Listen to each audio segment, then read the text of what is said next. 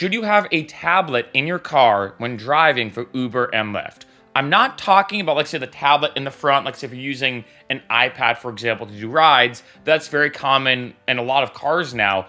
I'm talking about a tablet that lets you have hanging over the seat, where, let's say, when someone's sitting in the back seat, there's games on it. There's sometimes some ads. There's music that they can kind of control via the car and everything. Honestly, my short answer would be yes. One thing I do want to say, though, is remember, Uber and Lyft always changes their rules, their policies about certain things. I remember back in the day, they didn't really bring up advertisements. Now, though, especially with Uber, they've kind of come out and said, hey, no more advertisements, like, say, outside of your vehicle, no, vehicle wraps or something like that. So when it comes to this, I will say you never know if, let's say, Uber and Lyft says, hey, you know what, no more tablets.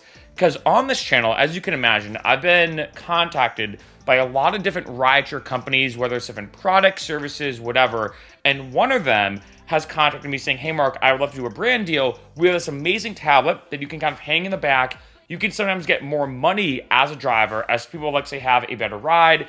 It can show them news. It maybe has some, not only commercials, but like TV shows, all these different things.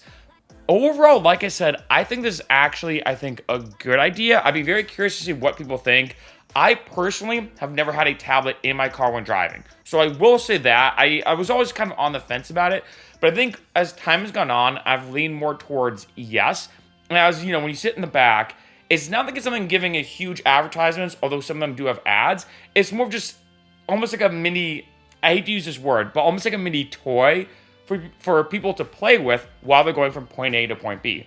I remember I was in Uber recently, and I was going from point A to point B here in LA, and on that tablet, I could see the weather, I could see different news articles, I could watch some shows, I could play random games. In addition, I could control all the music in the car actually as well, which was pretty convenient, as opposed to, let's say, someone getting in your car and you have to connect via Bluetooth, or you have to do the thing you do this with the aux cord or whatever. With the tablet, you don't have to do any of that. So it does make it, I think, a bit more hassle-free for the driver. So I think there's a lot of advantages. When it comes to ads, for example, I can very easily see why Uber and Lyft would not want ads, like, say, on your car, because maybe there's a weird association. People might think, oh, is Uber and Lyft being sponsored by this one particular company, et cetera, et cetera.